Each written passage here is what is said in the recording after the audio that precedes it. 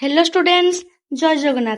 पिला माने spot round ऊपर तुम मानकर बहुत सारा डाउट रोला। तुम मैंने कमेंट रे बहुत सारा क्वेश्चन पचार तो बर्तमान आसी जाइए तुम मानकर स्पॉट कि वोटिंग लिस्ट पाई तुम मानकर किसी गाइडलाइन इंपोर्टेंट गाइडलाइन जोरा कि तुम माने भल भाव बुझिया दरकार कौन कौन रही गाइडलाइन आउ कौन कौन थिले तुम माने अप्लाई कर नहीं तो सबू डिटेल्स रे मु कहबी। जदि भी तुम टिके एपट सेपट हो जाउछ पिलाने भूल भाल कर दउछ तो ताहाल तुम मानको मन पसंद रो कॉलेज पाई परिबोनी आ ऑनर्स भी पाई परिबोनी। तो बर्तमान आमे देखिबा हमर कोन कोन रहिछि गाइडलाइन। तो एठी देखि परथिबो तुम मानकर 8 जुलाई कोन कहले पिलाने 8 जुलाई रे तुम मानकर स्पॉट राउंड सिलेक्शन आसी जीवो। कारण एबे तुम हाथ रे आउरी 3टा पिला माने अच्छी सिलेक्शन माने निज मन पसंद कॉलेज आ एडमिशन पाइया पाई। कारण गोटे तो फास्ट सिलेक्शन तुमर पळैछि ऑलरेडी, देन तुम मानकर अच्छी सेकंड आ गोटे स्पॉट आ गोटे फेज 2 हेला पिला माने ए 3टा तुम मानकर अच्छी। फेज 2 पर मु आगु को वीडियो आनिबी। एबे बतन स्पॉट ऊपर देखिबा पिला माने स्पॉट रे ही तमे आने निज मन पसंद कॉलेज आ ऑनर्स पाई परिबो। तो केमिति पाई परिबो कोन कोन गाइडलाइन अछि सब विषय रे मु डिटेल्स रे कहिबी तमे माने बुझो। आ चैनल रे जो माने नुआ अछंती चैनल को निहाती पिला माने सब्सक्राइब करनेबे। तो एठी देखि पारथिबो guideline for third round admission process किबा वेटिंग लिस्ट और स्पॉट जोटा तमरो थर्ड रे अछि।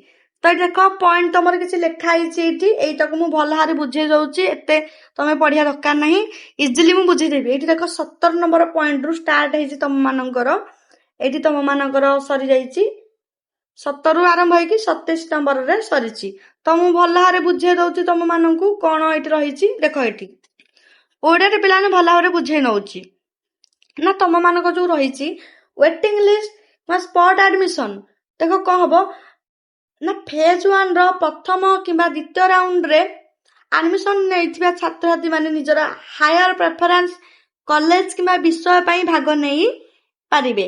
किंतु जो माने फर्स्ट प्रेफरेंस एडमिशन नै सारछंती से माने परवर्ती कॉलेज किंबा विषय बदलाई पारिबे नाही। देखो पिला ने एठी कोन कहिला ना तुम मानकर आगर जो माने बाहाजी फर्स्ट आ सेकंड हमर तो बता सेकंड बाहरी ना आम ते बाहर से ही कथा कहूँ पिलाने जिते दीटा बाहर सार जदि तुम माने मिलूनी कॉलेज निज मन पसंद कॉलेज कि ऑनर्स तुम मैंने पाई पारुन ताहाल तुम स्पॉट अप्लाई कर को मानू छाड़ी कि जो माने फर्स्ट प्रेफरेंस रे एडमिशन नहीं सारछंती माने फर्स्ट हो कि सेकंड हो तुम माने 5टा ऑप्शन नु प्रथमे जो ऑप्शन टारे पकेइथिबो से ऑप्शन टा जो तुमको मिली जाउची माने दीटा सिलेक्शन राउंड रे तो तुम माने स्पॉट पाई अप्लाई करि परिबो नाही। सब वीडियो पिला मु एटा कहूची हेलाती कि पूर्वरु कोनोसी कॉलेज रे एडमिशन नैथिबा छात्र छात्री स्पॉट किमा वेटिंग लिस्ट रे नुआ कॉलेज चयनित हेले पुरना कॉलेज रु सीएलसी आनी नुआ कॉलेज रे जमा करी एडमिशन नेबाकू पड़िबो। सेठी कहले कि जदी तमे spots round keema waiting list round रे जो अछि तमर सिलेक्शन होउछ ताहाले तमे पूर्वर जो कॉलेज रे जदी एडमिशन तमे करिछ सेठू तमे सीएलसी कॉलेज लिविंग सर्टिफिकेट आनाकू पड़िबो आ एडमिशन आसिकी करिवो। देन देज तमानकर 19 नंबर पॉइंट रे ना वेटिंग लिस्ट किबा स्पॉट राउंड रे भाग नेबाकू निर्धारित समय मध्य रे संपर्कित कॉलेज रे दलील पत्र जांच पाई उपस्थित हेबा आवश्यक। सेठी कहला पिला ने इंपोर्टेंट कथाटे ना जो माने एठी तमर लिखाई भाग नेबाकू निर्धारित समय मध्य जो संपर्कित कॉलेज अच्छी से तमें निजर दलील पत्र जांच पाई उपस्थित हेबा आवश्यक। निजे कि वैध आईडी प्रूफ थिबा प्रतिनिधि जाइपारे तमें जाइपार नहले तुम मानकर पूरा वैलिड आईडी प्रूफ थिबा जे कोनोसी लोक तुम रिलेटिव तमें से माने भी जाइपारे। समय मध्य रिपोर्ट न कले एडमिशन मिलिबो नाही।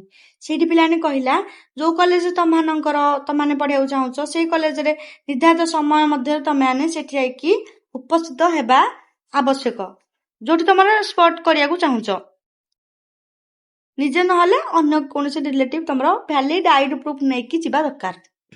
कोडे कॉलेज दलील पत्र जांच करी खाली सीट अनुसार मेरिट लिस्ट प्रस्तुत करी ନୋଟିସ୍ ବୋର୍ଡ କିମ୍ବା ୱେବସାଇଟରେ ପ୍ରକାଶ କରିବ। ୱେଟିଂ ଲିଷ୍ଟ ପ୍ରସ୍ତୁତ ବେଳେ ହାୟର ପ୍ରେଫରେନ୍ସ ସବଜେକ୍ଟକୁ ମଧ୍ୟ ବିଚାର କରାଯିବ। ଦେଖ ସେ କ'ଣ କହିଲେ ନା କଲେଜ କ'ଣ କରିବ, ତମମାନଙ୍କ ଯୋଉ ସବୁ ଡକୁମେଣ୍ଟ ଦେଇଥିବ ତାକୁ ଯାଞ୍ଚ କରିବ। ଯାଞ୍ଚ କରିକି କେତେ କ'ଣ ସିଟ୍ ଅଛି ଦେଖିବ। ସେ ଖାଲି ସିଟ୍ ଅନୁଯାୟୀ ତମମାନଙ୍କର ମେରିଟ୍ ଲିଷ୍ଟ ସେ ପିଲାମାନେ ପ୍ରସ୍ତୁତ କରିକି notice board college notice board କିମ୍ବା କଲେଜ ୱେବସାଇଟରେ ସେ ମାନେ ପ୍ରକାଶ କରିବ। ୱେଟିଂ ଲିଷ୍ଟ ପ୍ରସ୍ତୁତ ବେଳେ ହାୟର ପ୍ରେଫରେନ୍ସ ସବଜେକ୍ଟକୁ ମଧ୍ୟ ବିଚାର କରାଯିବ। ତମେ ଯୋଉ ହାୟର ପ୍ରେଫରେନ୍ସ ସବଜେକ୍ଟ ପକେଇଥିବ ତାକୁ ମଧ୍ୟ ବିଚାର କରାଯିବ, ଯୋଉ ତମେ ଅନର୍ସ ପକେଇଛ। ତାପରେ କଲେଜ ଚୟନିତ ୱେଟିଂ ଲିଷ୍ଟରେ ଥିବା ଆବେଦନକାରୀଙ୍କୁ ଫୋନ କଲ୍, SMS, ହ୍ୱାଟ୍ସଆପ୍ କିମ୍ବା ଇମେଲ ମାଧ୍ୟମରେ ସୂଚନା ଦେବେ ଏବଂ ଏହାର ରେକର୍ଡ ସଂରକ୍ଷଣ କରିବେ। ତାହେଲେ ଯୋଉମାନଙ୍କର ଆସିଛି ତ ସେମାନଙ୍କୁ କ'ଣ ଯିବ ନା ତମମାନଙ୍କର ଫୋନ ଯିବ, କଲ୍ ଯିବ, SMS କିମ୍ବା ହ୍ୱାଟ୍ସଆପ୍ ଏଇ ମାଧ୍ୟମରେ ତମକୁ ସୂଚନା ଦିଆଯିବ। କଲେଜ ଦୁଇଟି ତାଲିକା ପ୍ରକାଶ କରିବ, ଗୋଟେ ହେଲା ସିଲେକ୍ଟେଡ ଲିଷ୍ଟ ଆଉ ଗୋଟେ ୱେଟିଂ ଲିଷ୍ଟ। ଯେମିତି ଉଦାହରଣ 5ଟି ସିଟ୍ ଖାଲି ଅଛି ତ 5 ଜଣଙ୍କୁ ସିଲେକ୍ସନ ଲିଷ୍ଟରେ ଏବଂ ଆଉ 25 ଜଣଙ୍କୁ ୱେଟିଂ ଲିଷ୍ଟରେ ରଖାଯାଇ ପାରିବ। ଯଦି ଏ 5 ଜଣ ଭିତରୁ ଯଦି କେହି କୁଆଡେ ପଳେଇଲେ, ଜଣେ କୁଆଡେ ପଳେଇଲା, ତାର ଏଠି ପଢିବାର ନାହିଁ, ସେ ଆଉ କୁଆଡେ ଗଲା, ତ ତମମାନଙ୍କୁ ଏଇ ସିଟ୍ଟା ମିଳିଯିବ ଯୋଉ 25 ଜଣ ୱେଟିଂ ଲିଷ୍ଟରେ ଥିବେ। ପ୍ରତ୍ୟେକ ସିଲେକ୍ଟେଡ ଆପ୍ଲିକାଣ୍ଟ ପାଇଁ ଏରର କରେକ୍ସନ ବିକଳ୍ପ ରହିବ। ଆଡମିସନ ଚାର୍ଜଙ୍କ ଅନୁମୋଦନ ପରେ CF ର ତ୍ରୁଟି ସଂଶୋଧନ କରାଯିବ। ତ ଏଠି ତମେ ଏରର କରେକ୍ସନ କରିପାରିବ। ସଂଶୋଧନ ପରେ ମାର୍କ କଟଅଫ ଠାରୁ ଅଧିକ ଥିଲେ ଆଡମିସନ ଦିଆଯାଇପାରିବ। କଟଅଫ ଯେତିକି ଯାଇଥିବ ସ୍ପଟ ପାଇଁ ତ ତାପରୁ ଅଧିକ ଥିଲେ ତମମାନଙ୍କର ଆଡମିସନ ତମକୁ ଦିଆଯାଇପାରିବ। ଆଡମିସନ ସମ୍ପୂର୍ଣ୍ଣ ଭାବେ ମେରିଟ ଆଧାରରେ ହବ, କିନ୍ତୁ PWD ଆବେଦନକାରୀଙ୍କୁ ସଂରକ୍ଷିତ 5% ସିଟ୍ ମଧ୍ୟରେ ପ୍ରଥମ ପ୍ରାଥମିକତା ମିଳିବ। ତାଙ୍କର ଟିକେ ରିଜର୍ଭେସନ ରହିବ। ମେରିଟ ଆଧାରରେ ତମମାନଙ୍କର ଏଇଟା ହବ। ସ୍ପଟ ଆଡମିସନ ସମୟରେ ରିଜର୍ଭ କାଟାଗୋରୀର ଯୋଗ୍ୟ ଆବେଦନକାରୀ ଉପଲବ୍ଧ ହେଲେ ପୂର୍ବରୁ ଡି ରିଜର୍ଭ ହୋଇଥିବା ସିଟ୍ରେ ସେମାନଙ୍କୁ ପ୍ରାଥମିକତା ଦିଆଯିବ। ଆବେଦନକାରୀ ଅଧିକ ହେଲେ ମେରିଟ ଆଧାରରେ ଚୟନ ହବ। ସେଇଠି କ'ଣ କହିଲା ପିଲାମାନେ, ଦେଖ ଏଠି ନା ତମମାନଙ୍କର ରିଜର୍ଭ କାଟାଗୋରୀ ର ଯୋଗ୍ୟ ଆବେଦନକାରୀ ଉପଲବ୍ଧ ହେଲେ ପୂର୍ବରୁ ଡି ରିଜର୍ଭ ହୋଇଥିବା ସିଟ୍ରେ ତମମାନଙ୍କୁ ଯୋଉଥିରେ ଡି ରିଜର୍ଭ କରାହେଇଥିଲା ସେମାନଙ୍କୁ ପ୍ରଥମେ ପ୍ରାଥମିକତା ଦିଆଯିବ। ଆଉ କ'ଣ କହିଲା ଏଇଠି, ମେରିଟ ଆଧାରରେ ଅଧିକ ଯଦି ଆବେଦନକାରୀ ହୁଅନ୍ତି ତ ମେରିଟ ଆଧାରରେ ଚୟନ ହବ। ପ୍ରଥମ ଦିନ ସିଲେକ୍ଟେଡ ଲିଷ୍ଟର ଆବେଦନକାରୀଙ୍କୁ ଆଡମିସନ ଦିଆଯିବ। ଆଉ ଯଦି ସିଟ୍ ବଳିଲା ତାହେଲେ ୱେଟିଂ ଲିଷ୍ଟରୁ ଆଡମିସନ ଦିଆଯିବ। ଧନ୍ୟ ତମମାନଙ୍କ ସିଟ୍ ଖାଲି ଅଛି 5ଟା ସିଟ୍। 5ଟା ସିଟ୍ରୁ 5 ଜଣ ସିଲେକ୍ଟେଡ ଲିଷ୍ଟ ସେମାନେ ଆଡମିସନ କରିବାକୁ ତାଙ୍କୁ ଡେଟ୍ ଲାଇନ୍ ଦିଆଯାଇଥିବ, ସେଇ ଭିତରେ ଆଡମିସନ କରିବେ। ତ ଏ ଭିତରୁ ତମମାନଙ୍କର 3 ଜଣ ଆଡମିସନ କଲେ। 3 ଜଣ ଆଡମିସନ କରିବା ପରେ ତମମାନଙ୍କୁ ୱେଟିଂ ଲିଷ୍ଟରେ ଯାହାହେଲେ 20-25 ଜଣ ରଖା ହେଇଥିବ। ସେ ୱେଟିଂ ଲିଷ୍ଟ ଭିତରୁ ଏ 20 ଜଣ ଭିତରୁ ତ ତାଙ୍କର ମେରିଟ କଟଅଫ ଅନୁସାରେ କି ମେରିଟ ଅନୁସାରେ ଯାହା ଦେଖିକି ତାଙ୍କୁ ଏଇଥିରୁ ଆଉ 2 ଜଣଙ୍କୁ ଆଣା ହବ। ଏଇଠି ଆଡମିସନ ସେମାନେ କରିବେ, ସିଟ୍ ଫିଲ୍ଅପ ହବ। ସିଟ୍ ପିଲାମାନେ କେତେବେଳେ ଖାଲି ରଖା ହବନି। ତାପରେ ୱେଟିଂ ଲିଷ୍ଟରୁ ଚୟନିତ ଆବେଦନକାରୀ ମାନେ ବାକି କିମ୍ବା ସମ୍ପୂର୍ଣ୍ଣ ଆଡମିସନ ଫିସ୍ ଏଇ ସବୁ ମାଧ୍ୟମରେ ତମମାନଙ୍କର NEFT ହଉ, UPA ହଉ ସିଧାସଳଖ କଲେଜକୁ ଜମା କରିବେ। ଦେବାକୁ ଥିବା ଫିସ୍ ସ୍ପେସରେ ଦର୍ଶାଯିବ। କଲେଜ ସ୍ପେସରେ ଥିବା ରାଶିଠାରୁ ଅଧିକ ଫିସ୍ ନେଇପାରିବେ ନାହିଁ। ମାନେ ତମମାନେ ଅଧିକ ଦବନି, ଯେତିକି ଲେଖା ହେଇଛି ସେତିକି ତମମାନେ ଦବ। ଆଉ ଯାହାବି ଯୋଉ କଲେଜରୁ ତମମାନେ କଲେଜ ଲିଭିଂ ଆଣିଥିବ, ସାର୍ଟିଫିକେଟ ଆଣିଥିବ, ସେ କଲେଜରୁ ଆଡମିସନ ଫିସ୍ ଦେଇଥିବ, ସେଟା ତମମାନଙ୍କର ରିଫଣ୍ଡ ହେଇଯିବ ଆଉ ଗୋଟେ ଜାଗାରେ ତମେ ଆଡମିସନ କରିବା ପରେ। ତ ଏତିକି ତମମାନେ ଜାଣି ହେଲା।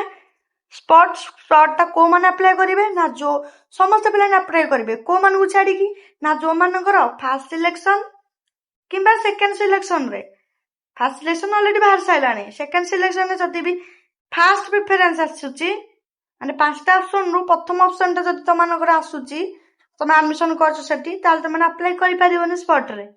ବୁଝିପାରିଲେ ଏତିକି? ଆଉ ତମମାନଙ୍କର କ'ଣ ପଡିବ, ସମସ୍ତଙ୍କ ମଧ୍ୟରେ ଯୋଉ କଲେଜ ତମମାନଙ୍କ ମାନେ କରିବାକୁ ଚାହୁଁଛ ସେ କଲେଜ ଭିତରେ ପହଞ୍ଚିବ ନିଜେ, ନହେଲେ ନିଜର ରିଲେଟିଭ କିଏ ଭ୍ୟାଲିଡ ଆଇଡି ପ୍ରୁଫ୍ ନେଇକି ତମକୁ ମାନେ ସେ ଯାଇପାରିବେ। ତ ନିର୍ଦ୍ଧାରିତ କଲେଜ ସମୟରେ ପହଞ୍ଚିକି ନିଜ ଡକୁମେଣ୍ଟରେ ସବୁ ଭେରିଫିକେସନ କରିବେ। ତାପରେ କଲେଜ କ'ଣ କରିବ, ସିଟ୍ ଖାଲି ଅନୁସାରେ ସିଟ୍ ଷ୍ଟ୍ରେନ୍ଥ ଦେଖିକି ଯେତିକି କ'ଣ ଖାଲି ଅଛି ସେ ଅନୁସାରେ ତମର ଗୋଟେ ମେରିଟ ମାନେ ପ୍ରସ୍ତୁତ କରିବ। ନା ଏଠି ଲେଖା ହେଇଥିବ ସିଲେକ୍ଟେଡ ଲିଷ୍ଟ ଆଉ ୱେଟିଂ ଲିଷ୍ଟ ପିଲାଙ୍କର କିଛି ଥିବ। ତ ଯୋଉମାନେ ମାନେ ଥିବେ ସିଲେକ୍ଟ ହେଇଥିବେ ସେମାନଙ୍କୁ କଲ୍ କିମ୍ବା ମେସେଜ ଯିବ। ଦେନ୍ ତମମାନଙ୍କର ତାପରେ ଅନୁସାରେ ଯୋଉମାନେ ୱେଟିଂ ଲିଷ୍ଟ ଅଛନ୍ତି, ଯଦି ସିଲେକ୍ଟେଡ ଲିଷ୍ଟରୁ କିଛି ପିଲା ପଳେଇଲେ ତାହେଲେ ୱେଟିଂ ଲିଷ୍ଟ ପିଲାମାନଙ୍କୁ ଆଡମିସନ କରାଯିବ। ତ ଏତିକି ଥିଲା ତମମାନଙ୍କର କିଛି ନିୟମ, ଯୋଉଟା କି ଆଶା କରୁଛି ତମମାନେ ଭଲରେ ବୁଝିପାରୁଥିବ। ଆଉ ଚ୍ୟାନେଲକୁ ସବସ୍କ୍ରାଇବ କରିବ। ଯାହା ବି ଯାହା ଡାଉଟ୍ ରହୁଛି କମେଣ୍ଟ ସେକ୍ସନରେ ତମମାନେ ପଚାରି ପାରିବ।